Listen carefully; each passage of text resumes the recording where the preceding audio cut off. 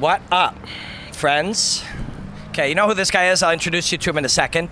But first, I just want to thank a couple of key people that sent us down here, okay? When you're in Toronto, come and train with us over at Budo MMA. On Instagram, it's at Budo Canada. Look at this, Paulie. Boxing glove. I'm going to get you to sign that. Okay. Yeah, very nice. For these guys. At Budo Canada. Budo MMA is on Apex Road in North York. And these guys, they train fighters, they train boxers, MMA fighters, but they also train regular people. There's old people, there's kids. Fighting makes your life better. Of course, it gets you in shape. It gives you something to be positive about, too. You know, it gives you self-confidence. Yeah, exactly. Confidence. While you're there, also, PhysioMed North York, same building. You're also going to get a little sore whether you train or don't train. Probably if you train, it'll be a bit better for you, but everybody needs physio. Everybody needs to work on their body. PhysioMed North York. Hand in hand as well, right? Exactly. You go from one place to the other. You don't even have to go far. Exactly. Same building. While we're at it, I want you to check out wingmen.tv. I can't tell you much about this. There's reality TV based on real. This is like surreality. Like, this is surreal shit. Wingmen.tv won't give you the full... It's just a little teaser, but it's the craziest TV show that's ever existed. It'll probably be streaming this fall. We'll just give you a teaser. But we really want to thank Budo MMA. And we're going to be building a studio in that place and doing stuff from there. Cool. Good stuff, man. So it's Paulie Malignaggi, right? Yes, sir. That's me. That's him. That's my name. And we are going to chill, eat breakfast, and chat. Good stuff. Yeah. Sounds like a good plan to me. We'll talk about fucking Conor McGregor and Floyd Mayweather and crazy people on the internet and stuff. But I want to talk about fighting. Like, fighting to me is the most beautiful art form. It changes your life. It changes the way you see the world. It changes the way you live your life.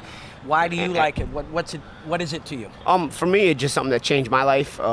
It gave me the discipline I needed. I always tell people, I put it this way, I went from being a boy to being a man. When I became a fighter, I was very immature. I was getting myself into trouble in very immature ways. Just not listening to people, just for the sake of not listening to people. You know, just acting out in ways where, you know, it was immature. You know, like, you know, sometimes when you're that age, you just want attention and you just start doing things that, you know. And I felt like fighting brought that maturity level to me. You know, fighting brought that necessity for preparedness to the table. You know, like I never committed to anything in my life before boxing. So when I started boxing or started fighting, it was like, you know, a lot of my family didn't even think I would really be able to stick to it. You know, they just wanted me to go somewhere where I would stay off the streot, you know? And hit somebody in a controlled environment. Yes, exactly. And that way, if I'm somewhere in the gym, I'm not somewhere getting in trouble, you know? So that was more so their plan, because I don't think they ever thought I would actually stick to it, because I never stuck to anything before in my life, you know? But here's the thing about me.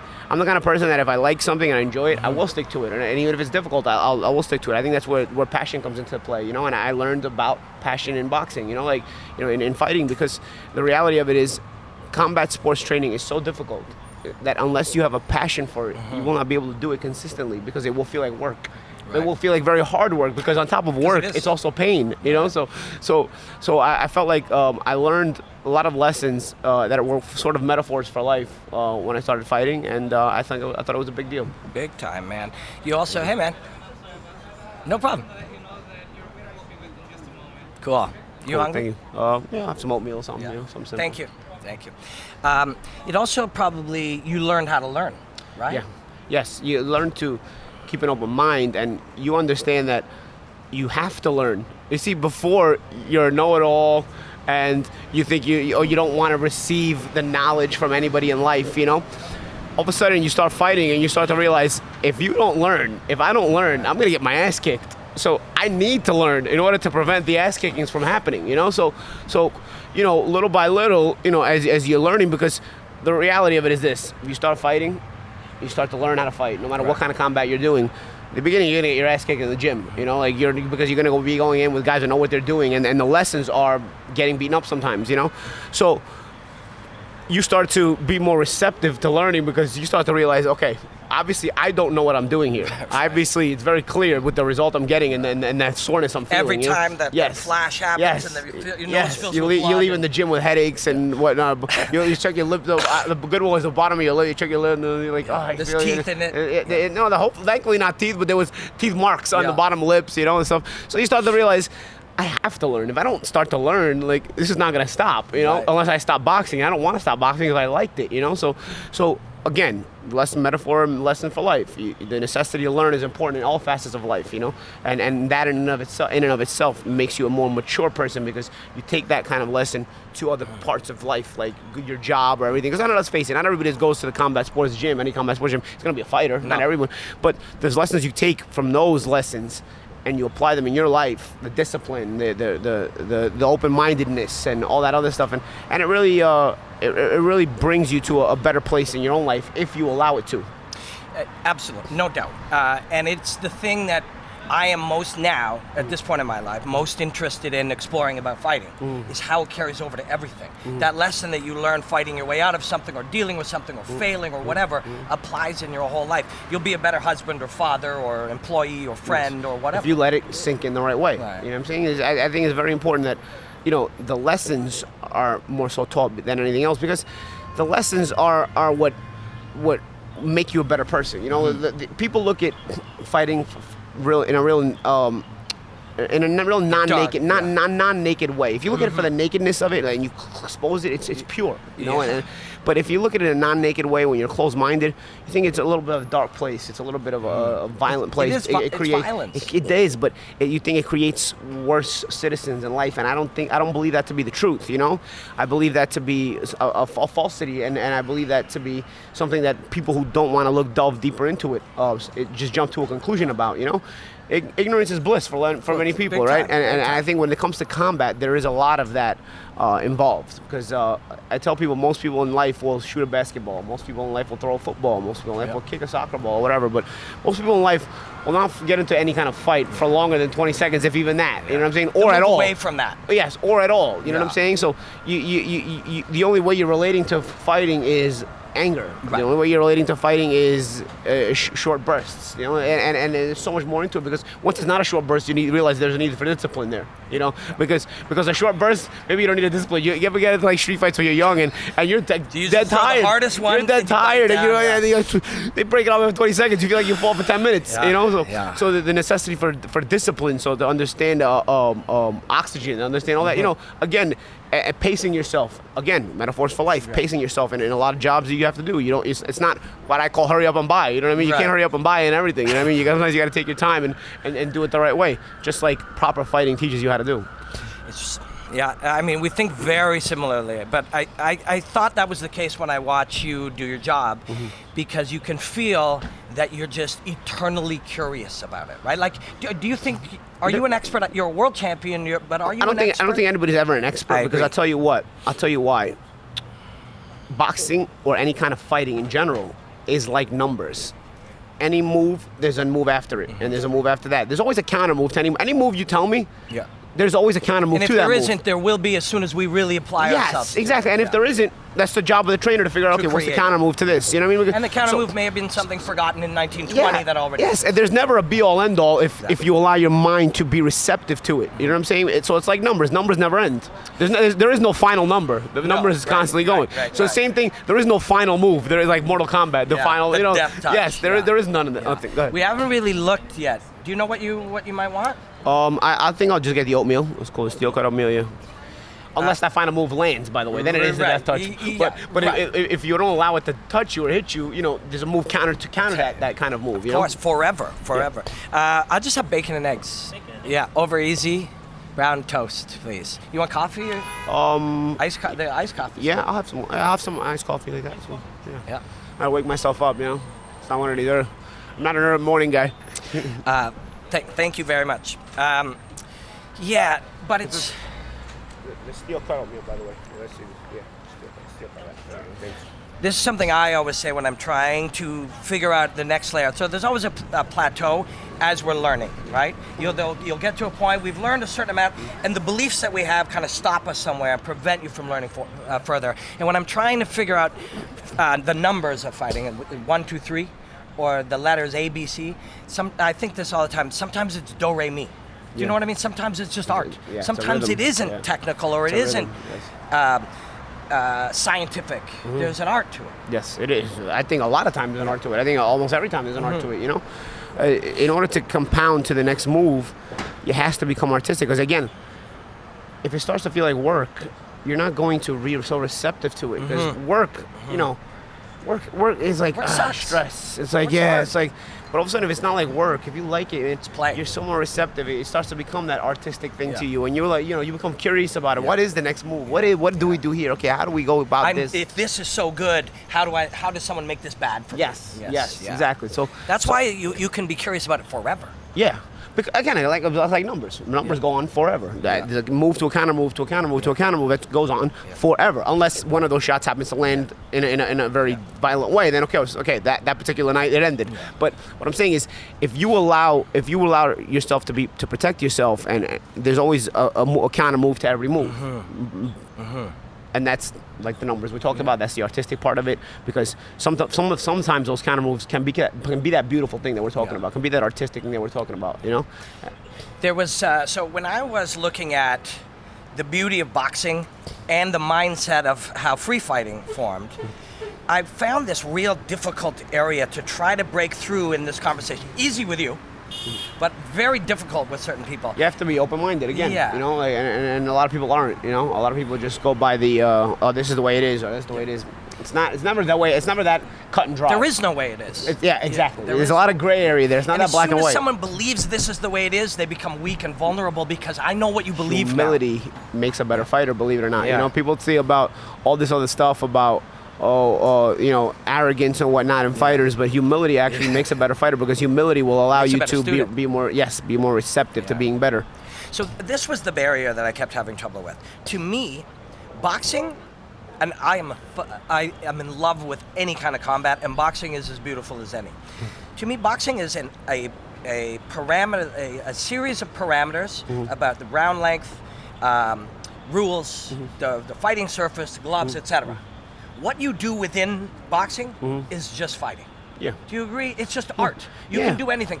Once we say that boxing is this punch and this thing and that thing, it becomes limited like any other martial art in the world. Yes. If we believe that when I go into a boxing gym, that guy must teach me these series of things, those are now doctrines that we can counter or exploit you because we know what you believe. I think there's a base you have to learn, but then off of the base, you start to be able to be as creative as you want. I remember when I started boxing, there was a fighter named Prince Nassim Hamed. Of course, And I used to love. Were you a fan? Yeah, I was a huge fan. I used to love watching him, and I used to just want to do all the things he did. And I was very athletic, so I would get away with a lot of those things in the beginning. I would even drive some of the pros crazy in the gym sparring with some of my things. They would because you were breaking the rules. I was breaking the rules, exactly. But at the end of the day, I started to realize that although it was effective, it can be more effective if I apply a base to myself to go back to. Because here's the problem with not having a foundation or a base. Once what you're doing is not working, you have nowhere to revert back to. Having the proper foundation and having the proper base is important in that it protects you. Because say all this unconventional stuff stops working, because there are times where it stops working, you have nothing to revert to. But if you have a foundation and a base to revert to, you can protect yourself and allow yourself to live within that fight still and try to turn things around if things are going to go that way or not. While without a foundation, once you are figured out, man, you're up Schitt's Creek without a paddle. Yeah. You know what I'm saying? So I do believe that the necessity for allowing creativity is there, but I do believe there has to be a foundation in any combat sport. You learn first. There's the solid, like a house, there's a foundation there. And off of that foundation, you then can branch off in your own personality, your own style, or your own things that, you may find artistic within that thing that can be effective, But without the foundation, you fall back on nothing. Right. You know what I mean? Yeah. So, did you study Bruce Lee's work? I'm a fan of Bruce. Yeah. Hey, look at this. So We're idiots. We're dorks. We didn't even play this. No, look at these dorks right here. Look at these two dorks. Right? But Who's not a fan of Bruce Lee? Yeah, You know what I mean, I'm saying? really, that's he very transcends. true. No matter what combat sport you're a fan of, he transcends so much because it wasn't just his fighting; it was his way of thinking. You know, and fighting is thinking. Fighting is a lot of thinking, and that's what people fail to realize many times. And what I was going to say that tied into what you were just saying, Bruce Lee's belief was, learn the principles. Abide by the principles, then dissolve the principles, right? So because of both of us, so you're an infinitely better fighter than I am, so it's not but imagine that we were similar. if you know what my principles are, you can penalize me for that. I'll give one example, and I want to talk about commentary because we both do that, and I love that job. I absolutely love it. Me too. We hear all the time, I'm fucking good at it. You hear all the time people will make this simplistic idea. I'm a southpaw and we're fighting, that we will battle for our front foot position. And somehow that then gets implied to the audience that if I have the outside front foot, this is so good for me because my straight left hand is now set up. But you know that. Yeah. Do you know what I mean? So the audience is watching that going, well, now... And that's one of those things that's not that cut and dry, because there's advantages sometimes you have going the opposite way. But you knowing what I have is an advantage for you in its own way. You know now that an inside slip to a counter is there, a predictable behavior of mine is based around this advantage that I believe I have, right? So as we're telling the audience that, and we'll talk about the audience and how crazy the MMA audience is. Actually, I want to say bye here on Periscope because I want you guys to check this out on our YouTube channel. It's youtube.com/Robin Black. I do want to thank Budo MMA again. Please, yes, this is live. Please follow at Budo Canada on Instagram and Physiomed Yorkdale or Physiomed North York. Okay, so follow on YouTube. We'll try to get this up in 12 hours or so. Thanks, guys.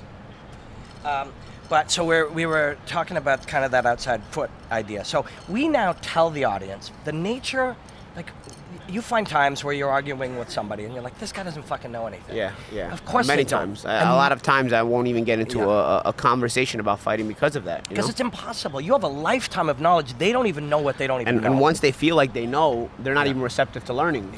So you now...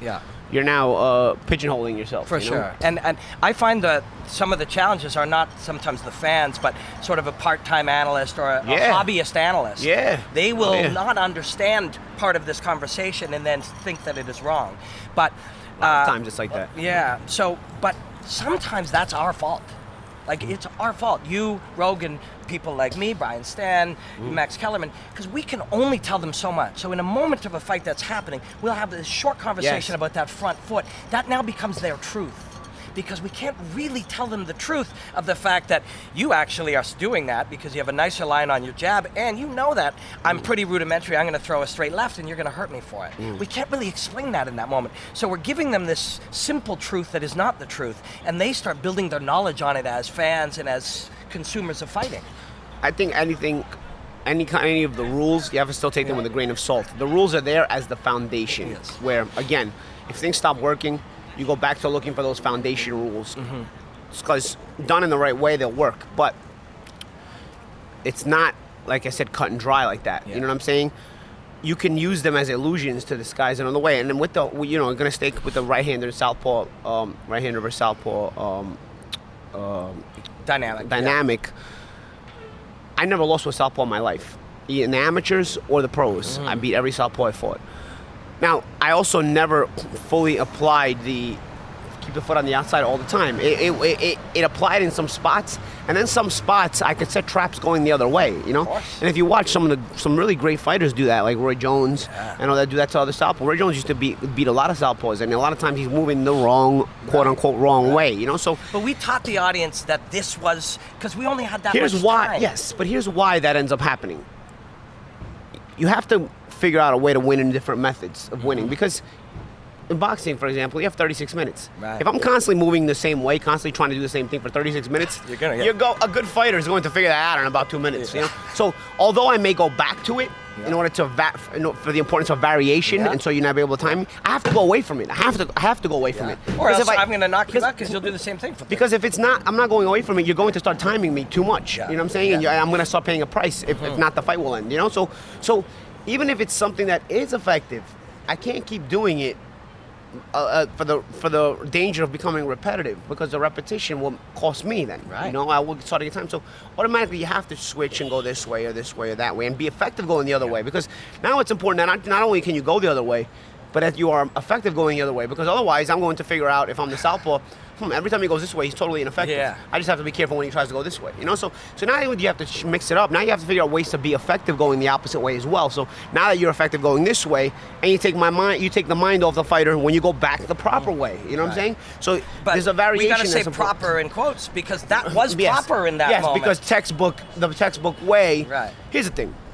it's almost like boxing for dummies or fighting for dummies. Right. You have the simplistic foundation, and then you can add to it. Again, that's that foundation you can add to it. So there's a couple of proper ways to do it, but then really a lot of the best fighters go beyond those boundaries and know how to be effective within those boundaries. And there's a danger. Break the rules. Yeah, there's a danger you're playing there because you break the rules without it really understanding, and you're gonna get hurt. Big time. You're gonna get hurt. But you break the rules with a proper understanding and a proper amount of talent, and athleticism, and suddenly you become even more dangerous than a conventional fighter. And especially to a conventional fighter, you're giving him fits. So Yeah, so right. I think again, if you're having an open-minded conversation about it, there's right and wrong to the being open-minded, Being open-minded the correct way and being open-minded the wrong way. And I tell you, man, there's a fine line you're walking there. You know what I mean? For sure. You're knocked out or you're because some people will say, oh, well, you know what? If you can't time him, if you can't time him, okay. But if he's doing everything wrong to the point where it's not effective, he's going to get hurt. You know what I mean? But if you can't time him and he's doing things in a way where he's effective, he can get you hurt. Yeah. But there's such a fine line, and that's what people have to understand. That's the beauty of it, though. That's the beauty of it. That's the rush of fighting. The fine line on you're the walking. edge. Yes. Like you're knocked unconscious or you're not touched. Yeah, you're doing that tightrope over Niagara Falls, dude. You know what I mean? No. Man, it must have been just. I fought at a very low level in mixed martial arts, at the root level. But still, you still felt what it's like to even have that pressure. Big time. Combat That's why is still I combat. did it. This was what I wanted to do. You know what I always tell people?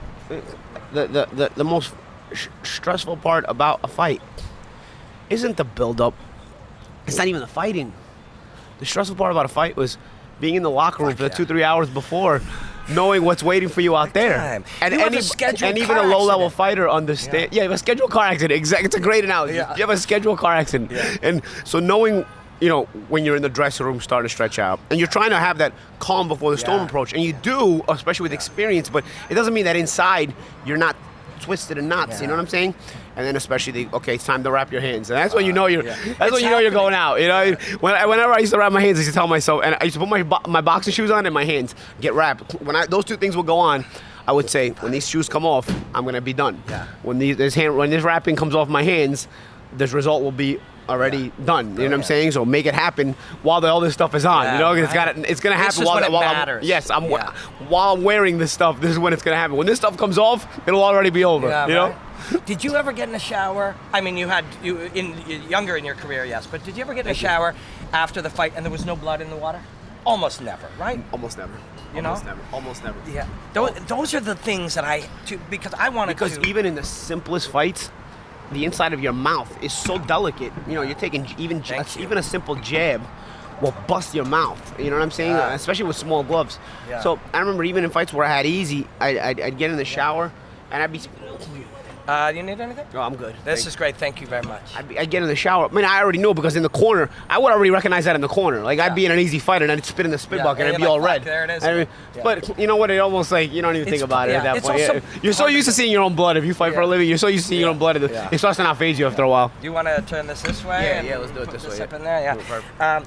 But so I wanted to do this. I was in love with martial arts from the time I was a child, and I wanted to talk about it. I wanted to study it and share what I learned. But I knew I couldn't really understand if I never fought. It wasn't possible. Yeah. And I see there are good people at it. So and they fought in some way. Rogan fought in kickboxing and at amateur boxing matches and competes in jiu-jitsu. But and I'm not saying this because I try to, big up fighting, but you cannot really analyze fighting if you didn't fight. You don't understand the reality of it. I'll tell you what, it's much more difficult, and if you don't fight, I'll tell you what you need to do to make up for it, and this is what nobody ever does. You have to basically live in the gym for like a year. Yeah. Like you have to basically be in the gym every single day, watch everybody's for movements. Years.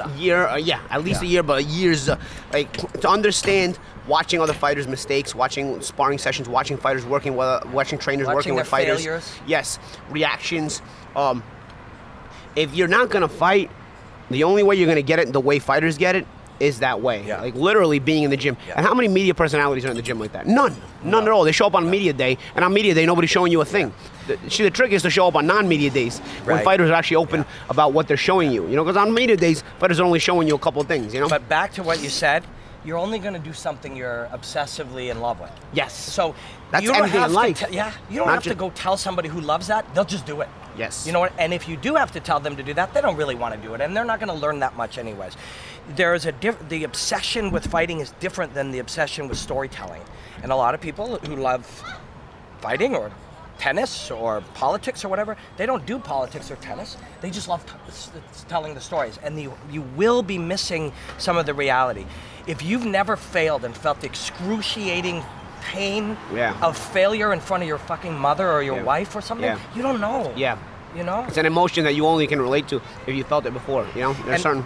And when you have, you never hear people who have criticizing fighters much. You can criticize what their moments were or how it went, but they won't criticize them because they've felt that terrible feeling of that you're going to die because you failed.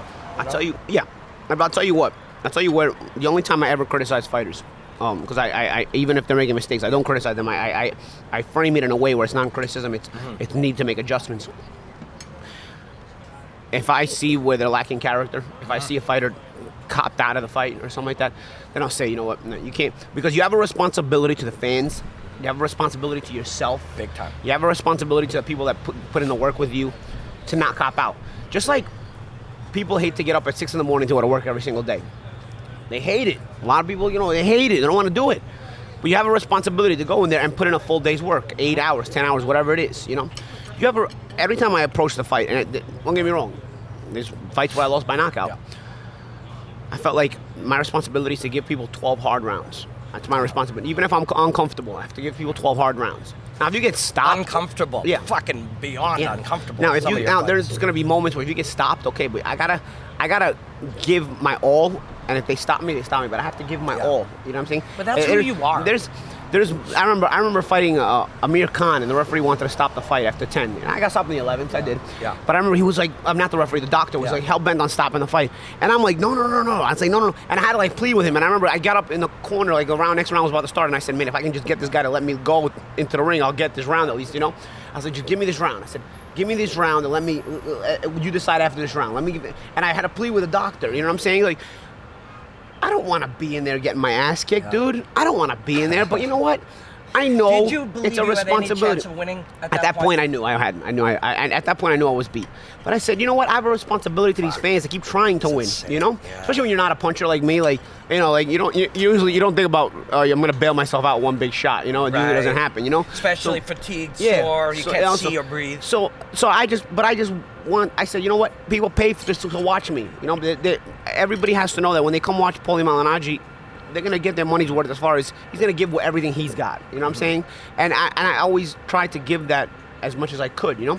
A lot of times the reason you get knocked out is because you try to win. Right. You know what I'm saying? Yeah. A lot of guys don't get knocked out. Yeah. They stop trying to win halfway through the fight. They stop trying to win. It's not tonight. They're just surviving. You know, okay, they don't get knocked out. So a lot of times the reason you get knocked out is because you try to win. But I always felt like I have a responsibility to try to win the fights I'm in, you know?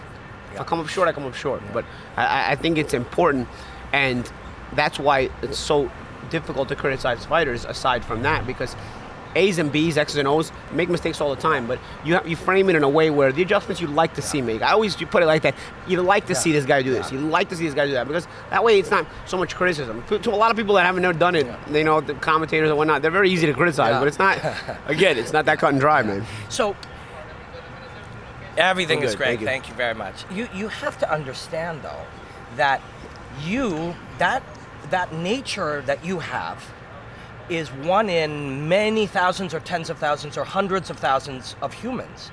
So if this guy or Mark or myself, we may not have that in us. We just might not have that. Yeah, there's nothing wrong with that, as long as you're not fighting. Yeah. You know what I'm saying? If a person doesn't have that, it's fine, as long as you're not. Yeah. You know, or they start to realize where they belong in fighting, that they'll never be able to go somewhere. So I had an epic failure, and it's part of the nature of the experience. But I went blind, and I couldn't see. So I couldn't see it all. How long? I covered up, like probably minutes. And I couldn't see it all, and I covered up. And it's the most painful moment ever, because I believed, even in the moment, I thought, some guys can't see and they lie and they try to fight their way through it, or or some guys have two broken hands and they can do it, but I couldn't do it.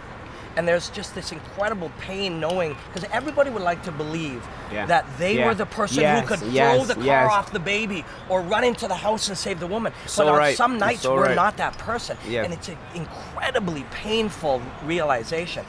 And the critics who will never try it, who will criticize other people because they're afraid they'll have that kind of failure. Yeah. You know what I mean? So they'll never try it. They'll never put themselves in that state. It's funny because I used to get a lot of criticism early in my career for being a boring, quote unquote, boring fighter. Now what was happening was, I don't know if you see his hand. I had 4 operations on my right hand early in my career, 4 different operations, to the point where they threatened the progress of my career, even before I ever got it off the ground, you know? So I remember winning fights, and they weren't the most exciting fights, because I would bring my hand in a fight, and then I'd say to myself, how am I going to win this fight one-handed? Because sitting down on the stool and saying my hand broke my hand, all it does is lose me the fight, you know? Right. So I devised ways, because I injured my hand so often, devised ways of game planning with one hand. Luckily, I didn't lose my lead hand. If I lost my lead hand, I probably would have been in deeper shit. Yeah, because that was your weapon. So my lead hand was okay, and this is my right hand was in the back, and jabbing and hooking and whatnot with it. I devised and figure out a way where, as long as I have my lead hand, and I don't exchange, and I don't get into exchanges, because to win an exchange, you need both hands, right? You get into exchanges. Right, of course. Yeah. So I pick my spots, in, out, you know, feint, give you the illusion this hand exists, but it doesn't, you know, in, out. Threaten with it. Touch, feint, step, use my legs, stepping out, fight in those little spots, and those little spots are literally little spots, and steal rounds. Yeah. Because you're not touching me. Made you a better fighter for life. Made me a better fighter for life because it forced me to think so early in my career. You know, by the time a lot of people only know me for the championship fights I had. Early in my career, I was battling this kind of stuff. You know, I reached my first world title fight in 5 years. Yeah.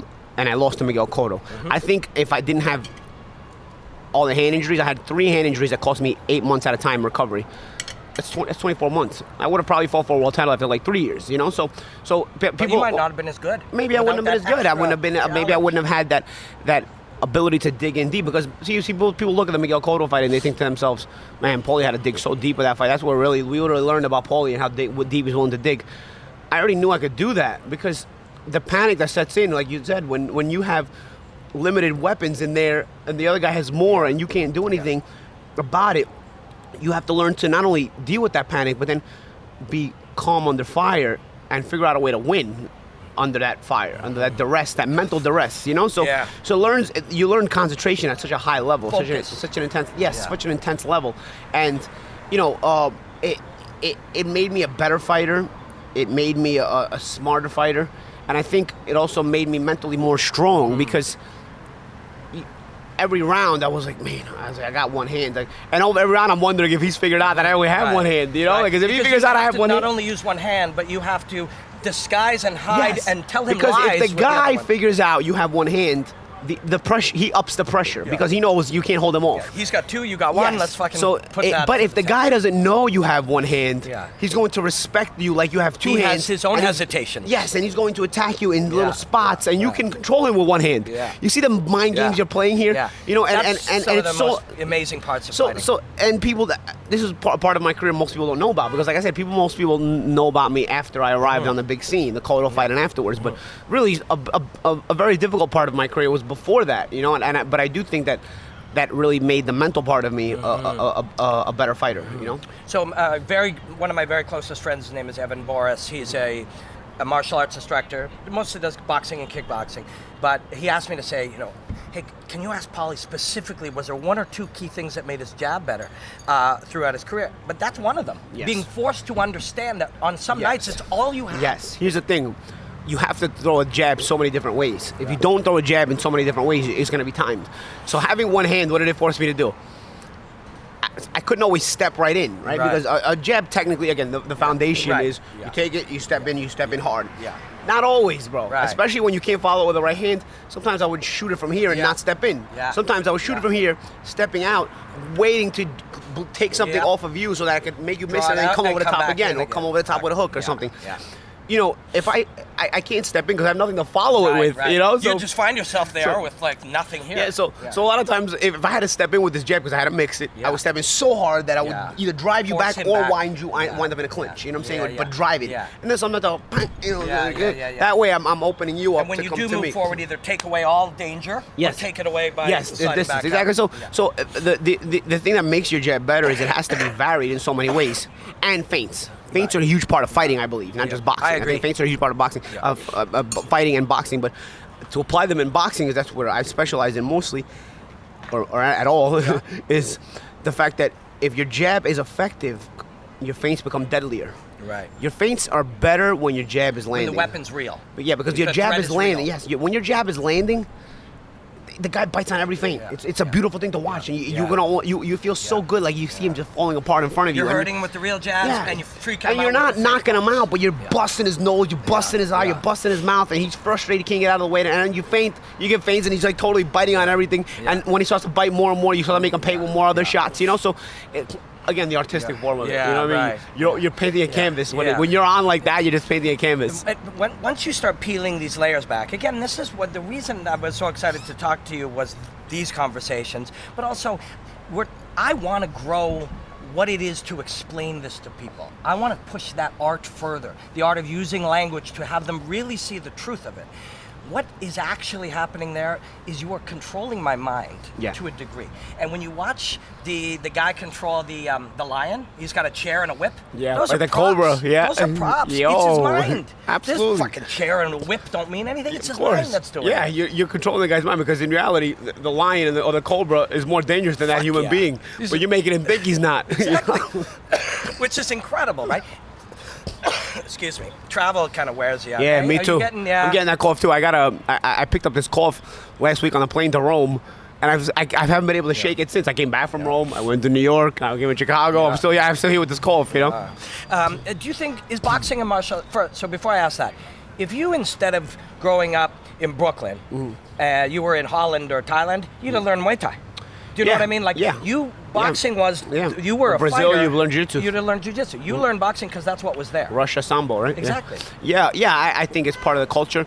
When it came to boxing, it was just it was a part of the culture. And I'll tell you what, I grew up in a predominantly Italian neighborhood. Brooklyn overall is minority-based, boxing-oriented. I have more popularity in boxing in Brooklyn than I do in Long Island. You know what I'm saying? Where I have a lot of friends and family in Long Island as well. But my neighborhood in Brooklyn is more so MMA based because it was an Italian neighborhood, more MMA fans, So even in my own neighborhood, thank you very much. Going to boxing, it wasn't like a big deal. Then as the popularity of MMA ascended, I started to realize, a lot of people are getting into MMA, and then of course Long Island is like a huge MMA hub, Matt Serra, and Ray Longo, so I think it was just a timing in my life. I needed an escape. And my family took me to the boxing gym because I was getting into a lot of trouble. I needed an escape somewhere.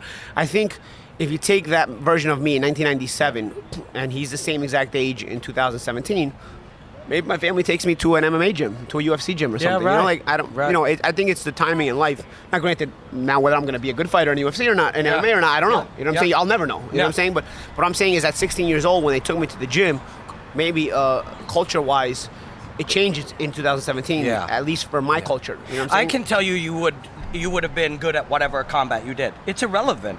Your mind was trained. You trained your mind. I was very receptive to what I was learning. One thing I told myself when I went into the boxing gym, because I thought I was a tough kid all the time, I would get into street fights, and I wasn't the biggest kid. So some of the street fights I didn't even win them. Some of the street fights I won. Sometimes you're picking up tables and chairs in school. You know what I'm saying? Like, you do whatever you do. I was from that part of Brooklyn where you did whatever you had to do to win a fight if you got into a fight. So I remember going to the boxing gym and telling myself, before I go up these stairs, I know nothing. I have to tell myself I know nothing, and I have to be willing to learn. Because if I come here feeling I know something, I know it all against these guys, I'm going to be disrespecting these guys. Number one, these other fighters. Number one. Number two, I'm not going to be able to learn the proper way. So I felt like I would take that approach no matter what I was doing. If I was 16 years old in 2017 and started doing jiu-jitsu or started doing... By the way, my brother's actually a brown belt in Brazilian jiu-jitsu. Yeah, with Marcelo Garcia. That's super cool. Marcelo's like one of the best trainers in the world. I didn't even know when he was training with him how good this guy was. This guy's amazing, One sec. I see you playing around with batteries. Everything all right? Yeah, sure. We'll chill for a second, and then we'll take a time hang out for a little longer. All right. Thanks. All right. There might have been a little jump there. Yeah, we both got this crazy cough, eh? I'm gonna cough too. And that's travel. Yeah. I know that's a part of life, man. When you're traveling all the time, those airplanes. I used to look at those people. I used to put those nurse masks on at first. I used to be like, "What are they doing?" Yeah. Now I understand it. Because sometimes you pick up germs on the plane, they get you sick. You know. Yeah. So we were talking a little bit off camera and stuff, technology-wise today, and your job, your job or my job, the idea of sharing information is way fucking different than it was even 2 or 3 years ago, right? Traveling around, and as you grow, like, so people there's a certain segment of the MMA world that just thinks you're crazy or they've decided to hate you or whatever. They're helping you grow your business, those people. Yeah, absolutely. I think, you can't ever be focused on making everybody like you, because you can never make everybody like you. A long time ago, somebody told me, you can make some of the people like you some of the time. Right. You can never make all of the people like you all of the time. Right. So don't need to try. Be the best person you can be. Be the best fighter or whatever it is you do in life that you can be. And then the chips may fall to what opinions people develop of you. You know what I'm saying? And they'll change too. They'll go through periods. Yeah. You listen to my fighting opinions, and you may dislike me, you may like me. Then those same people that like me and dislike me may listen to my politics, and they may switch. Exactly. You know what I'm saying? So you may listen to me on some other subject, and you may switch again. So really, it's irrelevant. There's certain subjects that people pick up and like and dislike about a person, but it doesn't mean you have to like or dislike the person overall. There's disagreements happen in life all the time. They're part of life, but it doesn't mean you have to dislike people. The people also, we were chatting about this a little bit, I think in Las Vegas. The internet and the way we communicate as people now has literally changed the way people see reality. You were hanging out with Floyd Mayweather for 10 minutes and took a photo, and the internet believes you were a spy the entire time. Well, the reason I did that was because Conor McGregor put out a couple of videos, a couple of pictures, and made people believe that certain things in sparring happened the way they didn't. So I said, once they believe it is truth to them forever. Once you believe it, perception is reality, right? So I said, this guy convinced everybody of this falsehood just by a couple of seconds on video and pictures. So I got to thinking, and when fight week came, and Floyd was down, and I know Floyd personally, so I said, you know what? I'm gonna play this game back. I said, because really two can play this game back, and I played basically the exact same game back, and it worked again. I mean, literally the entire internet jumped to conclusions right away on that particular video and those particular pictures, just like they jumped to conclusions on those particular videos and pictures of the sparring. So I thought to myself, wow, the perception of reality can be so skewed, and if it happens in these small things, because at the end of the day, in the grand scheme of things in life, this is a very small thing.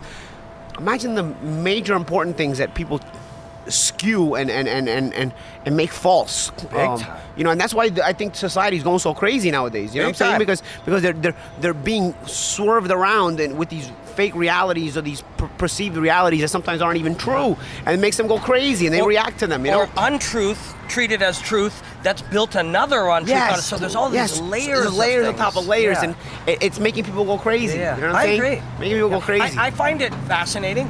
It's also a certain amount of people, it I think makes you want to find actual truth. And that my world is martial arts. That's why I'm trying to find the truth and tell the truth as much as possible. And it was something we were just talking about. If I say, Paulie's got a good chin, and we just treat that as that. Now, you do according to what we call that, but we don't explain what that actually is. Mm-hmm. You can take a punch. You move well when you get hit. You're psychologically strong. Like so many aspects to that. And just because somebody has a good chin doesn't mean they can never be knocked out. Exactly. You know what I'm saying? Because anybody can be knocked out. And then we'll say, I have crazy power. Power is not something I have. It's something I create. Yes. And now we are describing for an audience, this guy's got crazy power. He's got a crazy chin.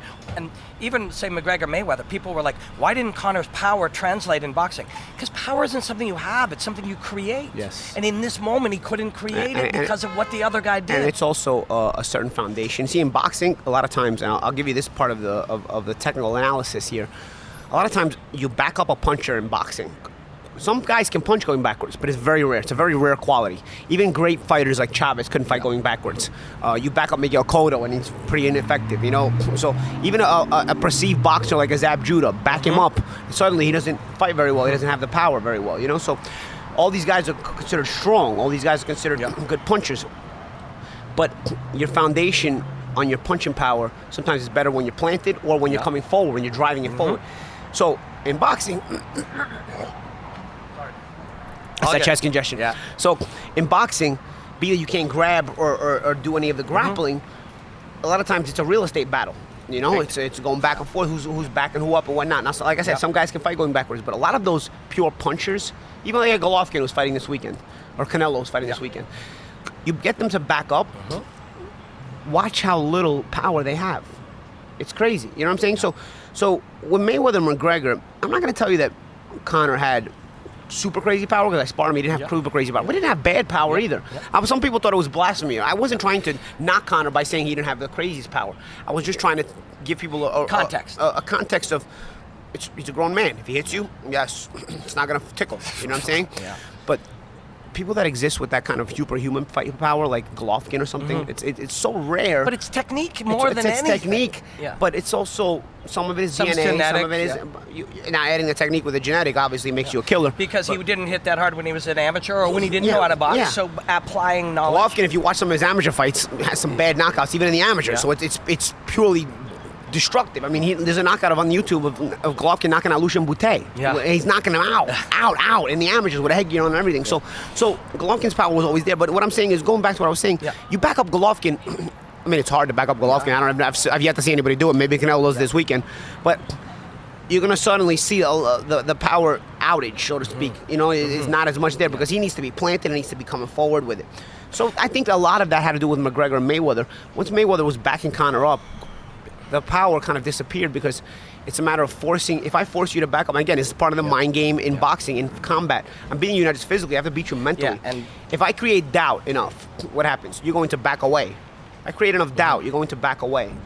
If you back away enough and you're heavily reliant on power, I'm taking away your best asset. Doesn't mean you can't throw with power, but it's a lot harder to throw with power when you're on the back foot. And we try to adapt to hurt you for moving forward and use timing and technique to use your force against you if we can, which is super hard to do. Yes, but it's part of the process. So you can do that. But once you get mentally beaten up here, you suddenly find yourself backing up more and more. I call this, and one of my trainers gave me this name for it, in going in flight. When you're constantly backing up and not being effective anymore, you're in flight.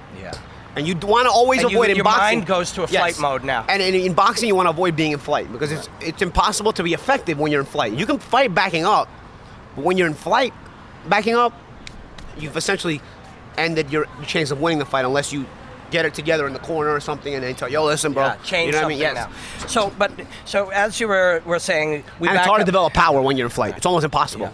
And even psychologically, you're not in the mode to deliver power. But so if we back up Zab Judah, and it's hard for him to strike backing up in that scenario, and you now can train a 14-year-old, you'll train to make that untrue.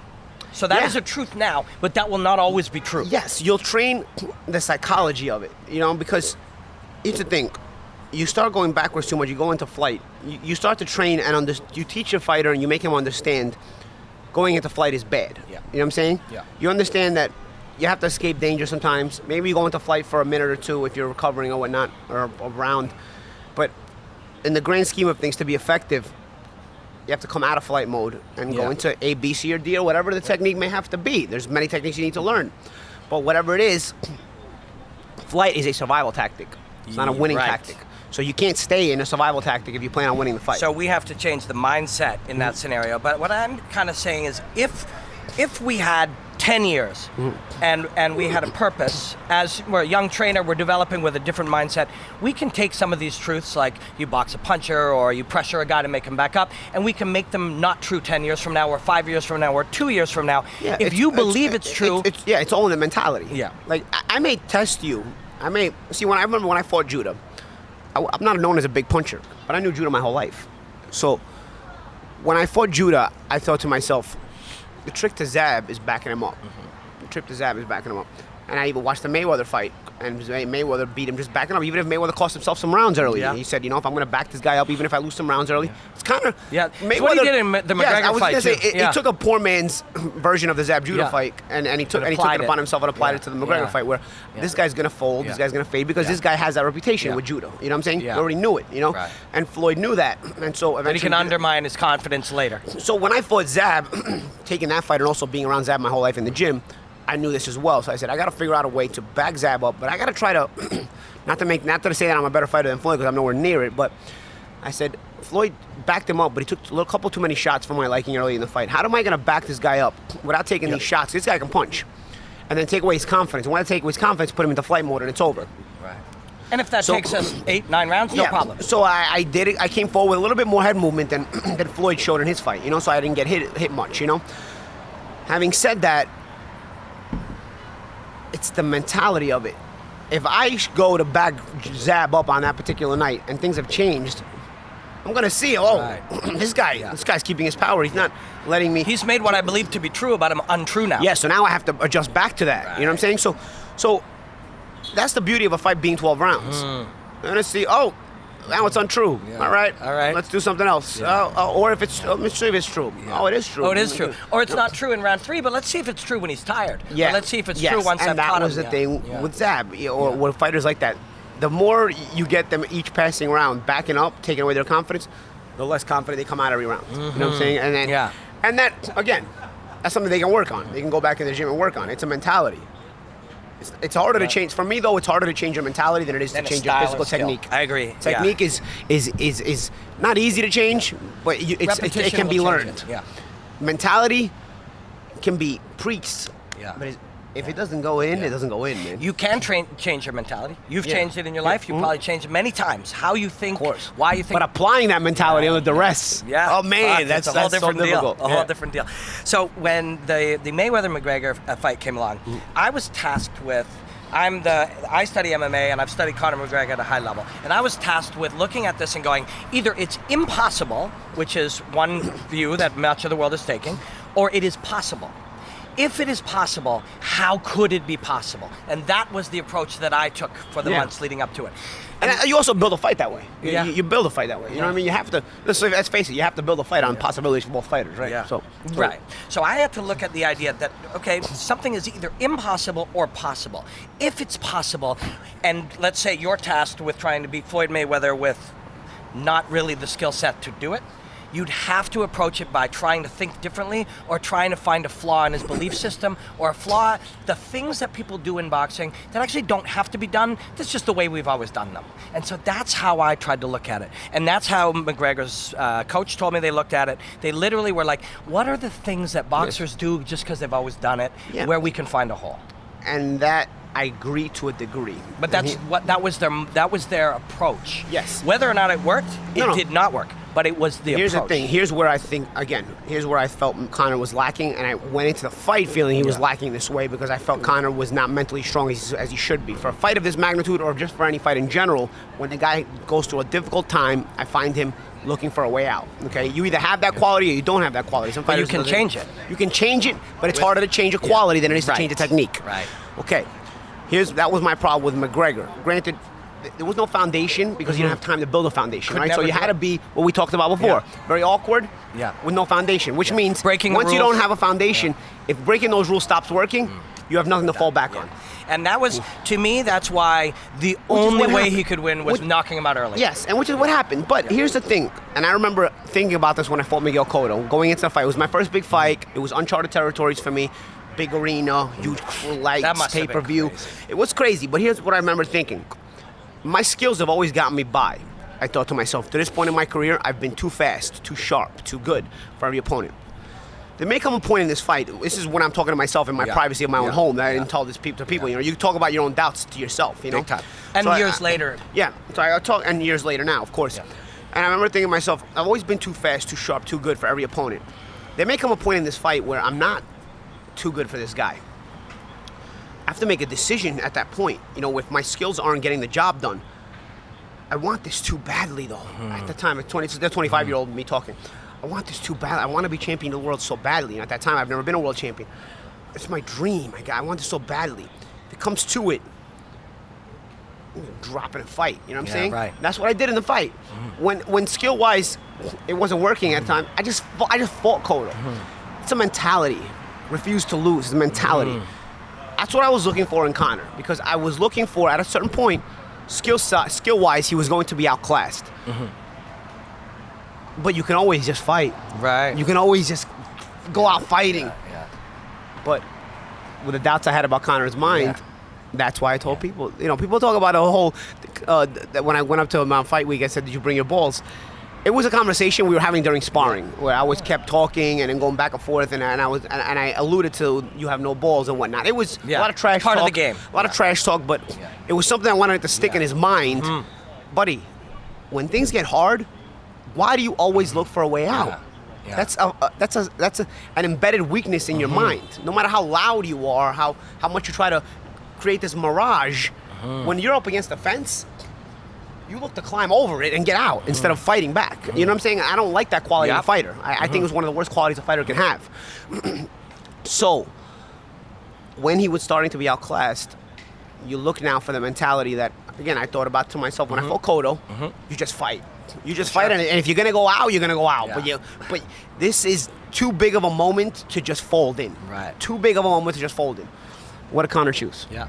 Stop fighting. Yeah. Stop fighting. Yeah. Stop fighting. So the interesting part for me is that moment where you get to talk to yourself in private. He, I think, admits it to himself. But I think he That's does. why he's so insecure about it. That's why he gets mad. He gets angry. Yeah. That's why he's so insecure about it. Like when I went on fight week, I didn't mean to. And I think people look at that video and they say, "Oh, you went to start a problem." No, that particular moment when we were doing the Grand Arrivals, I was working for Sky Sports, so I have to be around to listen to the interviews. And I said, "How do I gonna lay on the outside without kind of making myself obvious? Because then it's gonna create the buzz with me and him. And I don't want to create a buzz with me and him." So I was looking on the outside, trying to listen to his interview, because then afterwards we're gonna do a report with Sky Sports about what he said. Right. So I have to try to pick up what he's saying. And get a nugget, something interesting for the audience. So I'm trying to hear while staying on the outside of the crowd, you know. And suddenly, Adi is her name. Adi. He sees me from inside the crowd and he points to me like. Now, what people You're don't a know journalist. You're an analyst at this point. Yeah, That's your job. That's in that what you're moment, doing. I was just trying to pick up one or two nuggets so that when we do the stand-up routine, about what we just saw, I have something to talk about. Otherwise, I don't have anything to talk about. What am I going to talk do the about? same thing. I'm not super interested in what they're saying. I'm more interested in what they're doing. But I need to kind of hear some of it for part of my job. So, Right? of course, we're going to talk about the Grand Arrivals. I need to say something, right? So, in that moment, that's what I was trying to pick up. Adi goes like that to me, like real quick, and Adi was a guy who I had spoken to after that second sparring when we went 12 rounds. And Adi was a guy I had a good conversation with after He's that a second good guy sparring. at heart. He goes to me, "Hey man, we appreciate the work, all this stuff." And I remember having that conversation with him back and forth, and I told him about some of my disagreements that I didn't like that the day before. I flew across the country and we went 12 rounds unannounced today. I wasn't crazy about that, but I said, you know, and Adi was just talking to me about, no, it's Conor respects you a lot. He wanted to get you back in the ring so that, you know, you guys could get to work. Whatever it was, we squashed it, and I thought we ended up having a good conversation that particular day. I hadn't seen Adi since, because then I left camp and that was it. So when Adi gives me this, like, I thought it's like, okay, this is a guy I can talk to about all this. Right. I go around and I try to grab Adi away from Conor, because in Conor, if he's near Conor, all the camera's gonna be there. I want to take a walk and talk, you know, like, so I wanted to grab him, and I was basically started to say, Adi, that wasn't right, man. You know what I'm saying? And I was trying to go for like a walk and talk in private and to talk about like, and all listen, of man, a sudden, no, because Adi wanted it that way. Yeah. You see, But that's Adi his got job. Adi got really loud. Threw me off because I thought we were going to talk man to man, go away, leave Conor with the reporters, which is, you know, Conor has to do the report thing. You know, he's fight week for him. I wasn't trying to get in his way. And I said, you know, me and Adi can maybe go for a walk. So as I grabbed him, Adi got loud right away. No, Paulie, you committed against the NDA or whatnot. And I was like, take him back. Now I'm on the spot. Now all the media guys turn around. Conor hears. He's like. Yeah. So now I'm like, oh fuck, man. Now I'm on the spot. You know, now I gotta do something. Right. You know, like now I'm on the spot. But again, it's like how the world views it. It's not really that relevant to your life. Of course, but that's why when Adi got on my face, I had to think quick. Yeah, right. I said, you know what? So you went back to the old. Let's go by. You know what? Let's go back to the conversations we were having about sparring. So that's why people are like, why did he talk about his balls? No, it's an inside conversation. Me and Conor it's a psychic battle. because we had that conversation while we were actually sparring and boxing. You know, so that's what I was basically want to remind him. This week you need them. Yeah. You know, this week. And this that week was you're gonna his need them. challenge. But when I said I think he admits that, I say that in an admirable way, in an admiring way, because you cannot change it if you deny it. You will not change. So we are capable of changing aspects of our personality, our belief system, and who we are. Yeah. We are with hard work. That cannot be changed if you deny it. You know who I think changed the mentality a lot that I saw? The only person I've really seen this happen when that was the particular thing they were missing in their fighting arsenal was that mentality.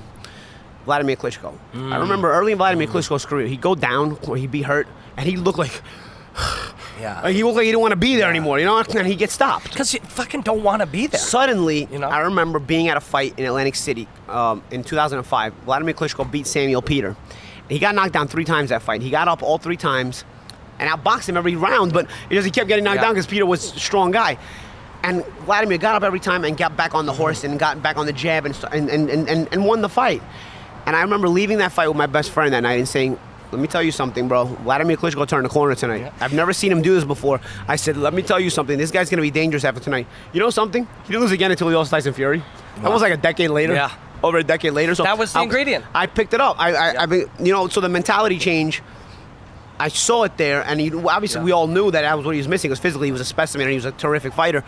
But that's probably the person that will prove to you that you can change a mentality there. That guy did it. But man, it's hard, man. It's hard. Man, that's the only guy I've seen do it. What will make it impossible is deny it even exists. Yeah. Oh no, next time will be different. Next time, don't worry, bro. Next time I get in there. If you deny it, if the proof is there, I think Conor gets insecure when you mention it to him because even that time when they pulled us apart, I got pulled apart by the cop. Everybody saw the cop. Conor gets pulled apart. He almost gets into a fight with a fan if you see. Like, of course. Why? Because now he's aggravated about that whole not having balls thing. Okay. It's almost like an insecure thing. But in order to change it, like you said, you have to know it's there. You have to know it's there. And you have to admit it's there. Yeah. Now with Conor, and that's hard to do. If he lies to himself, it's only going to be worse for him. Granted, who knows? Maybe Conor's not fighting for that much longer anyway. So, you know, he might be able to say, hey, you know what? Whatever. I got myself this far regardless. But I think if you always want to excel and become better, you need to improve all the time. You know, it's like numbers. It keeps going. If it stops, it stops and it's over. You'd like to fight Conor, right? I mean, that'd be big money. In a boxing match, in a boxing match. People always say, oh, step in the octagon if you have your balls. It's not about having balls in the octagon because the reality of it is, you don't have those skill sets. I don't have the skill set, number one. But it's not about having balls. It's about the mentality when you're in there. When you're in there, how do you react when you're in there? Now, if I accept a fight in the octagon and then I'm confused and I go out fighting, okay, I showed balls, but I got my ass kicked. Exactly. Conor's the one that was talking about boxing. Conor's the one that put me on the spot. And he did box. You know? Yeah, and he did box. But Conor's also the one that put me on the spot trying to play like he handled things a certain way when obviously it's a falsehood. You know, like you can... It's funny because this morning on a timeline, on my Twitter timeline, somebody put up a highlight of Conor McGregor, and it was all highlights of the Mayweather fight. Yeah. And granted, it wasn't Conor's team did it, but I was like, wow. I was like, a highlight of the Mayweather fight even exists. Yeah. Exactly. If you look at just this highlight and you didn't watch the fight, you think Conor won this fight. You know what I'm saying? Yeah. So I'm like, wow. But that's the world we're living in. So I'm saying to myself, you can create a lot of falsehoods with highlight reels. Now you did it with me. I feel like as a man, you have to answer to that. Yeah. You have to answer to that as a man. You know, if you're a man, if you yourself are a man, you have to answer to that. You know what I'm saying? Because now you created this mirage, and you can run with it. You may have enough groupies around that will believe it because they want to believe it. Because let's face it, I think in this day and age, the problem is people also believe what they want to believe. You know, you can create any truth out of anything, even if it's not truth. But the reality of it is, you lay your head in bed at night and go to sleep knowing what happened in those sparring sessions and knowing that I'm talking shit about them. I mean, I wouldn't be able to. As a man, I'm telling you, man, I'm all man like that. Like, I remember even when I started boxing and I would get my ass kicked in the gym, I wouldn't be able to sleep at night until I got that guy back. You know what I'm saying? Like, I was like, man, I can't sleep at night. Like, I got to get back in the gym and train. That's how this is over sparring. This is a world champion. This is my teenage mentality in sparring. You know, granted, then you start fighting and do other things, but you become more important. But I remember in that moment, man, like, I can't live with myself that this guy did that. You know, like, you can really live with yourself just because you created a falsehood to the public. I mean, listen, bro, we know what happened. You know what I'm saying? And then we saw the fight, but we know what happened even in the gym. And that's a 20% of me. That's a 20% of me, dude. You know what I mean? Like, that's like I said, if you never brought this public, I never bring it public. Yeah. But you brought it public. Now the truth deserves to come out, right? I mean, 20% of me handled you. Yeah, you had your moments. I'm at 20%. Yeah. You had your moments. But the fact that I had more moments and I'm at 20%, and then you're going to brag about it, Listen, it would never have come out public. None of my sparrings have ever come out public. If you look at my track record, none of my sparrings have ever come out. I've sparred with tons of world champions. None of my sparrings have ever come out public. So this would not have come out public. You made it come out public, and that was the sparring that it was. Like, you know, like at least make something come out public where you be proud of yourself. You know what I'm saying? So for me, you're missing a big chunk of your manhood.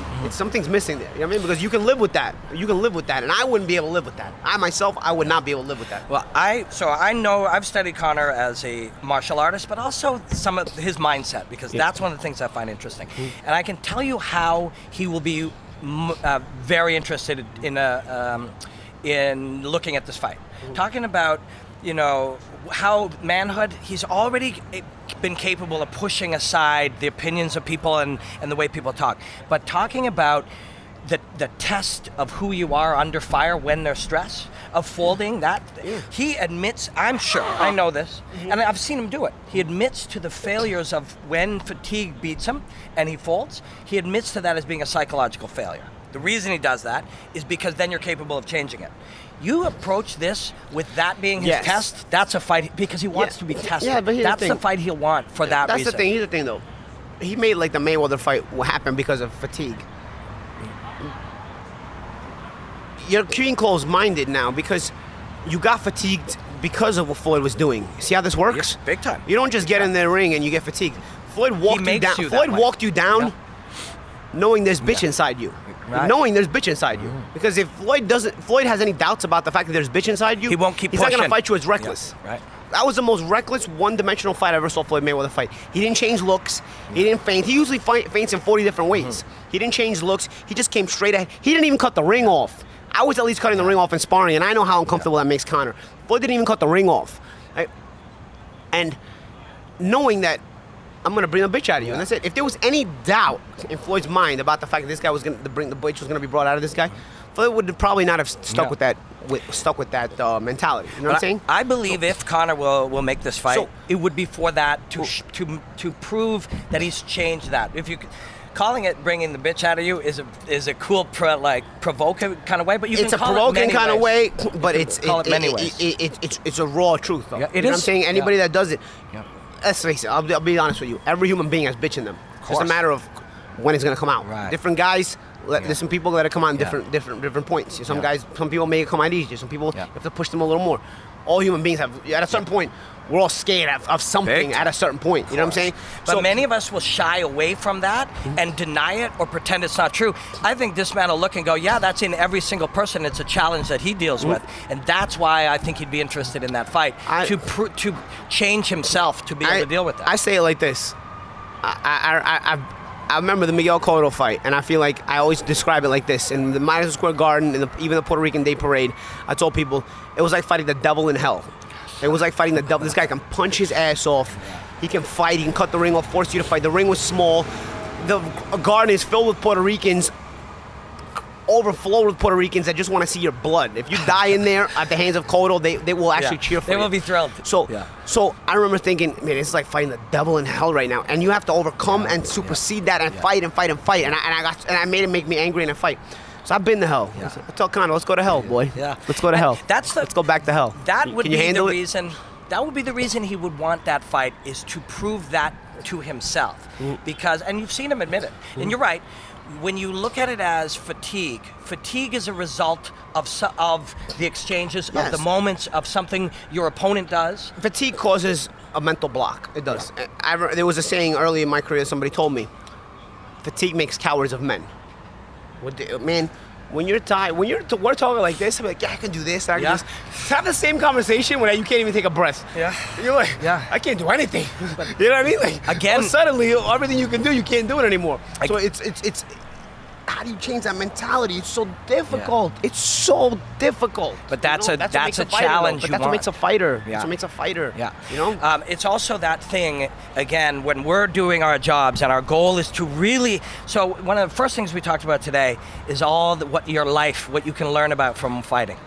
And if we get better and better at showing the audience the truth of what it is, they'll get more of that out of there. Yes. Right? So even just what you were saying here about as you fatigue, like whether it's a fan or somebody who part-time kind of analyzes fighting or whatever, they'll look and they'll scream at their TV. Why isn't this guy trying to? Yeah. They don't know what it is to not You don't know almost what not it's like be able to to be hold around your 8 arm or up. 9. Yeah, exactly. You can't breathe. You know, your at a nose certain is point in full the of fight, something. you're breathing, you're in pain too. Yeah, You know what I mean? confused. Your blood in your eye, you might not be Brain able to doesn't see. work the way it's supposed to.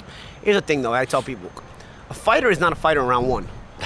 In round 1, we're waiting for that opening bell. We're strong. We're good. Yeah. Fighter's not a fighter in round 1. Yeah. Everybody's a fighter in round 1. Come on. Yeah. Fighter's a fighter around 8, 9. He's tired. He's fatigued. He might even be behind in the fight. Now let's see what you got. You don't have to necessarily win it. How do you react here, buddy? Yeah. How are you going to react? Yeah. That's when a fighter's a fighter. And Because then- anybody can put on gloves and say they're a fighter. When you're behind, hurting, tired, do something now. Even if you don't win it, show me something. Show me you're a fighter. The moment you get dropped and get back up, it's a gray moment in your fucking life. Yeah, I remember the first time that happened to me. It's a great moment in your life. Yeah, it's a You know? great moment when you look back on it. It's not a great moment in the moment. No, you're right. I remember the first time I went down with the Cobra fight, the second round, and I go down, and I remember going down, and my ass is about to hit the ground, and my ass hits the ground, and I look away from. I don't even want to look up at Cobra, give him the satisfaction. I don't even want to give him that satisfaction because he's on top of me. So I go down, and I look this way instead of this way. And I remember the garden was, the garden is high, the rafters. I remember literally the instant my ass hit the ground, it was like in slow motion, but it happened really fast. It was like, boom. Yeah. Everybody get the entire crowd. You hear them. Yeah. And the decibel level rose, but everything I was looking at popped up. Everything. It was, whoa. And I'm like, oh, man, I was like, fuck, I'm down, I gotta get up, So look back, and I remember telling myself, shit, now I lost a 10-8 round. I gotta change things around here. Oh, this is gonna be a short night. You know what I'm saying? Like, and I gotta, again, the mentality you reach. What do you decide in those moments? Some people want to run out of there. You know what I'm saying? What do you decide in those moments? And I think it's very important for a fighter to have the fight or fly. What is it? Fight or flight. Fight or flight mentality. Yeah. You gotta fight, man. A Yeah. fighter fights. Yeah. A fighter fights. Even if you get beat, even if you get stopped, go out fighting. You know what I'm saying? Yeah. Go out fighting. When that was bred into you before you boxed. That was a nature of your environment, your upbringing, what Yeah. you were exposed to. Yes. So you came into boxing with that. Yeah. Some people do not, and they can learn it. It's Well, hard as fuck. I'll but tell it you can be what, learned. though. Again, the metaphor for life. Yeah. People are exposed in a ring for what they are and what they aren't. Many people come to fighting saying, I came through suffering. I suffered a lot in my life. I went through this and I fought. The reality of it is, how these people react under duress shows you how much they really suffered in their life. Because if you really suffered in your life, as bad as you say you did, then getting an ass kicking Right. is not the worst thing in the world. Yeah, you've had worse. But if you haven't suffered the way you tried to convince everybody, the way you lie to everybody about it, then getting an ass kicking suddenly becomes a lot more serious to you than it really is. Yeah. These people that fold under that kind of situation, don't go out fighting under that kind of situation. For me, I always doubt how difficult really an upbringing they had. For me, no matter what they try to preach, and there's been people that, that not just Conor, a lot of other people that preach like they came with this and that, and then the first sign of difficult situation, they're looking for a way out. Really, bro? Yeah. Really? Like, it couldn't have been that bad for you then. It couldn't have been. There's no way it could have been that bad for you. You know what I mean? So, Or you wouldn't be here. You wouldn't have survived. Yeah. Well, you're looking for a way out now when it's not nearly as difficult as what you say you've been through. This should be something that, hey, man, this is what I go through. Let's get up and let's continue. Let's fight back or whatever it is the case is. Or get up off the stool in the corner and have a better round, or fight, or try to attempt to have a better round. I always think the cage and the ring is like the truth teller, because the way your mentality comes out, is really who you are inside. And don't get me wrong, it's not easy. It's not easy. It's never easy to deal with. I tell people about the Nate Diaz fight. Conor has some choices in that first Nate Diaz fight. Had a great first round. Nate's bleeding, beaten up. In 2, Nate shows the character that we're talking about. Nate doesn't look to pack it up and say, because they could have easily said, man, 10 days ago I was taking shots in Cancun. Fuck this. I'm out of here, man. No. Nate shows the character that we're talking about. Nate goes back to the corner in round to the stool. In round 2, he comes out fighting. And starts putting hands on Conor. Starts putting the hands on Conor that he wasn't putting on him in round 1. Now it's up to Conor. You know, now he's put the onus on Conor. What are you gonna do now, buddy? Yeah. I showed you what I got. I react when I get put up with my back against the wall. What are you gonna do? And suddenly he's putting more and more hands on Conor. Conor has some choices to make now. It's a 5-round fight, right? Yeah. So you're in round 2. There's 15 more minutes after this round straight fighting without just a minute in between rests, right? I'm tired if I'm Conor. Yeah. I got to figure out what I'm going to do. It's about decision making now. About more my character. The choices I make are going to reveal my character here. I have to keep this fight standing up because Nate is a black belt in Brazilian Jiu-Jitsu. So I have to, in order for me to win this fight, I have to keep this fight standing up. If I keep this fight standing up, I may catch a bad beating because I'm getting tired and Nate's putting hands on me. But if I keep this fight standing up despite catching a bad beating, I may land that big one that I'm known for and get him out of here. I may also keep this fight standing up, if I keep this fight standing up, and never land that shot at all, and just catch a beating for the next 3 rounds. And that's going to be a painful ass whipping. Yeah. But, like I said, if you've been through worse, 15 minutes of ass kicking, is it that bad? Think about it. Is it that bad? It's pretty bad for it's bad, but most of these people. Yeah, but as a fighter, if you've been through what you say you've been through, again, this exposes what you've been through. Is it that bad? Yeah. Just to try to land that one big shot that may get you the win? Is it that bad? Yeah. Or the third choice, shoot in. The black belt in Brazilian Jiu-Jitsu will put you right out of your misery because you're not a ground fighter. Yeah. Put you right out of your... What did Conor choose? What did he choose? It's a default. He but, defaulted. And I'm not saying it's an easy choice to make. Yeah. I'm not saying for the average person, I'm telling you, anybody out here will make the choice Conor made. But everybody out here is not Conor. He's supposed to make a different choice. You commit to fighting, then you fight. Everybody out here will make the exact choice Conor made. They'll shoot in. But everybody out here isn't getting paid what Conor gets paid. Isn't get the star that Conor is. Doesn't have the reputation Conor has. Conor becomes judged on a different plateau, on a different playing field because he's developed this image. This fucking guy doesn't even know how to turn it off. Robin, I'm in the locker room with this guy sometimes in the gym, and I'm like, I want there to be like, jerk off. There's no cameras here. Shut up. That's you know what I mean? who he's I'm becoming. like, I get in the locker room. I'm like, we're changing. He's talking to his buddies. Talking.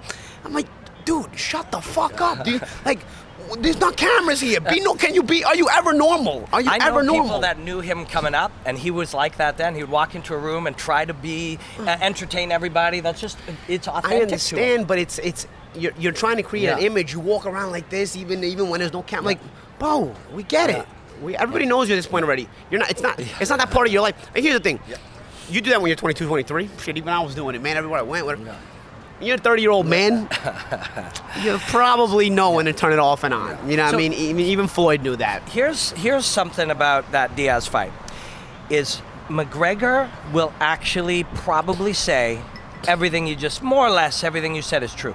But I got an analysis of the second fight too. Yeah. But here's the thing. The reason he'll say it's true is the only way he went to go and take that exact test against the exact guy with the exact size and everything is because he said, fuck, I folded. I want to go and put myself in a situation where I change myself so that I will not. And the second fight he fought. But that's why he wanted it again. Because he wanted to be a human being. But let's analyze the second fight, Robin. Because I'm not, this psychology thing, I always analyze it. But yes, first I you see do it. see that's why he wanted But you have to, now you have to fight again. You see, again, once you're not tired anymore, you got your balls come back. Yeah. Even after the Mayweather fight, he's like, nah, it was not. I just got tired. In the moment, I didn't see you punching nobody. You know what I mean? So after you lose to Diaz and you go home and you're like, fuck, I want to fight him again. Of course, now you got your energy, right? In that moment when you're energetic, you know, I've been fat and out of shape and I get called for a big fight and I'm like, all right, I'm going to camp. You know what I mean? Like, but then when I'm in camp, I'm like, why did I do this? You know what I'm saying? So in the moment, of course, you want to fight again. Let's analyze the second fight. Great that he won. Yeah. Got to give credit for winning. Wins the first couple of rounds. Third round's up in the air. Yeah. You can give it to him, you don't give it to him. Yeah. It's up in the air. Yeah. 4 and 5, he starts running for his life, looking to get out of the fight. Character or no character? Let me ask you something, Robin.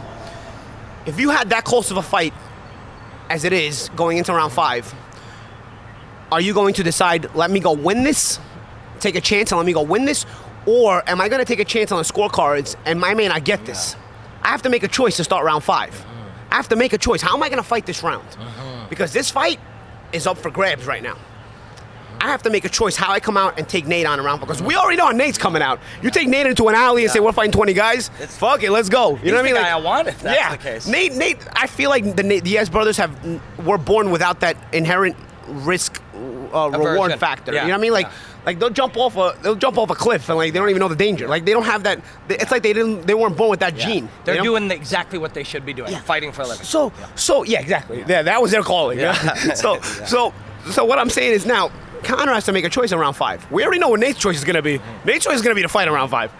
But Conor has to make a choice because I won the first 2 rounds for sure. Did I win round 3?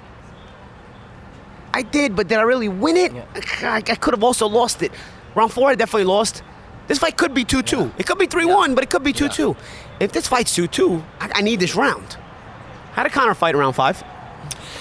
Conor fought like, I'm going to take my chance on the cards. Fuck this guy. I don't want to fight him. I don't want nothing to do with him. Let me take my chances on the cards. You're lucky you're Conor McGregor, so you get the decision. You're lucky you're Conor McGregor. But did you really make the right choice? Did you really make the choice of a fighter? See, the choice of a fighter and the choice of somebody whose goal is to win a contest and get rich and I understand, but different. the goal of winning the contest though may not happen though. You don't know if you're up or down in that fight. You don't know if you need that 5th round. You don't know if you need that 5th round, so you have to fight it like you need it. You have to fight it like you need it. So he didn't fight like he needed it. What's really interesting, though, is you are one human being, so you have one perspective of the world. And to you, it would be impossible to do anything other than behave this way. It's in you. You must do that. You must prove this. It's about balls and who you are as a man and all those things. Because I feel like that has to be a foundation of a fighter. You can add little wrinkles. Yeah. You have to be willing to suffer. You have to be willing to go through pain. Because undoubtedly, at points, you will have to deal with that, and how you deal with that is very important. So before you know it, before you start any of this, you have to be understanding that it's going to be the most difficult thing you've ever embarked on. Everybody who wants to be a fighter, either at MMA or boxing or whatever, you have to understand, go into it with the mentality, this is going to be the most difficult thing I've ever embarked on. And not every day is a good day. And that doesn't mean the next day you don't show up. It doesn't mean the next day, well, that means the next day you show up stronger, harder, with a more determined mentality to overcome what you didn't overcome today, you know?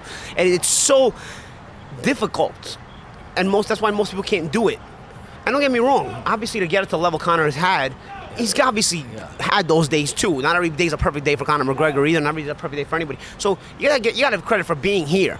But then when it comes to the world class level, there's those portions like you're talking about, and the Conor and Nate Diaz fight. Because then you're judged even on the micro errors or the micro deficiencies you have. And, mentality. Conor's so good in MMA. Most of the time, he doesn't have to deal with the mentality of it. He's already up in the fight. He starts the fight in your mind. Round 1 or 2, he's winning.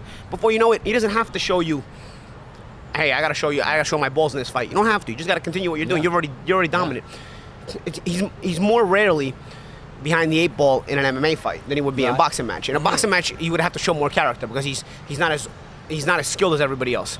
In MMA, he's got a lot of skills, so you can use those and never have to show the mentality all the time, Yeah. No, I mean that's true. There is a whole world of fighters that don't have that visceral nature, that have become world champions, that have dominated, that have reinvented their sport, that have done all that. There are many, many examples. He's an example. And I think, as I said, I think he would go. I think Zab. We talk about Zab. I think Zab is the same kind of guy. Zab is amazing as a fighter. As amazing as his career accomplishments have been, a lot of people disappointed in what Zab accomplished because they expected more. That goes to show you the amount of talent the guy had. Why? Because you look at what that Zab's downfall was. The same thing as Conor for me. Like push comes to shove. If you push him and you push him a little more, he'll fight you a little bit. He'll fight you less and less the more you push him. See, and I think doesn't mean you can't be great. I think Zab was a great fighter. And McGregor's and McGregor's a great mixed martial artist as well. But this is my belief from studying the man's mindset. Is that he wants to face that challenge head on. That's why I think a fight with him could happen one day, or another fight with Nate, because he wants that test. That's who he is. That's Robin, one reason. As I'm sitting with you here having a couple of coffees, caffeine high, I want to run the marathon. But after 2 miles, am I going to really be regretting that decision? We all want to do something when we're full energy. But when we're actually in the middle of doing it and we've embarked on it, now we have to commit to it. But if I tell you I'm going to run the marathon, now I can't quit after 2 miles. Otherwise, I make a jerk off out of myself. But if you do quit after 2 miles, what you're going to do? Yeah, but you're going to go home and you're going to figure out how to do it right the next time. Or at least, and next time you might only do 18 miles. But then after that, you're going to go back and go, how the fuck do I change this? You have to finish. That's the thing. You have to finish, or you fail. You can't fail yourself. You can't fail yourself. If you commit to it, you have to do it. These are one of the biggest differences in MMA and boxing. In MMA and boxing, the quitting thing is a little bit gray. In boxing, there's less ways to disguise it because you can be tired. You stop punching. The referee says stop. If I give you my back, sometimes. Exactly. In MMA, if I give you your back, you're gonna submit me. Now I'm in a chokehold. Anybody's gonna try to tap out in a chokehold. Sure. It's not the tap out. See, that's where Mayweather went wrong in the criticizing in the press tour. The tap out. It's not the tap out. No. Anybody taps in those situations. It's not the tap. It's how much did you really fight the submission off? Yeah. How much did you really fight off winding up in a position to have to submit? There's also a nature of training martial arts that changes that, though. You can be in that situation, though, and then nobody will ever think you quit. Like, oh, I just wound up in a submission. But I had to tap. So but in boxing, there's no submissions to cop out of. If I have you mounted, and I know I have you mounted, and you're not getting out, I can either punch you 1 time, 6 times, 27 times, or until the ref stops you. Once you know for real that you're not out, there's almost no, because of the nature of submission in how you train, there's not really a shame in giving you my back. I'm done. Should I take more brain damage, or should I admit that I'm done? And that's it's a different nature in MMA. Yes, but how did you... knowing if you giving me your back, you're going to wind up in that position. Should be the whole reason why you have to avoid at all costs to give me your back. Yes. See, that's the thing. Now, if you're giving me your back, there's no harm done in winding up getting stopped. You have your back. How much did you fight off the fact that you had your back given to me, though? And at what point do I admit that I'm done? Yeah. And is it true? That's the conversation you have within yourself. And is it true that I'm done? See, or boxing, am I? But that's boxing, the doorway. It's the biggest criticism in boxing because in boxing, it's black and white. There's no gray. See, in MMA, you have that gray area where you didn't quit. When in boxing, it's like. But each of those elbows may change your life now. Of course. And you may not be getting out. Of course. Listen, that you're getting stopped. That you're getting stopped. But what I'm saying is, how much did you fight off winding up on the bottom of that? Yes. When you're in the position, you're gonna have to stop. You're gonna have to get submit. You're gonna. I don't have a problem with that.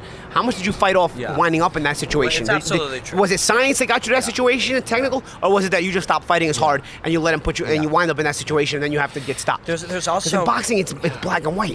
You're gonna sit down in the corner. If you don't get up, dude, everybody knows. If you stop throwing punches, people are gonna realize. I think it's harder to disguise. True. There's no submission I can escape to. As hardly because when you are free fighting, I know after a certain point that I literally cannot stop this progression to you finishing me. There comes a point where my body will not allow that. I'm either going to have you smash my skull in until I'm unconscious, or I'm going to tap out to a choke.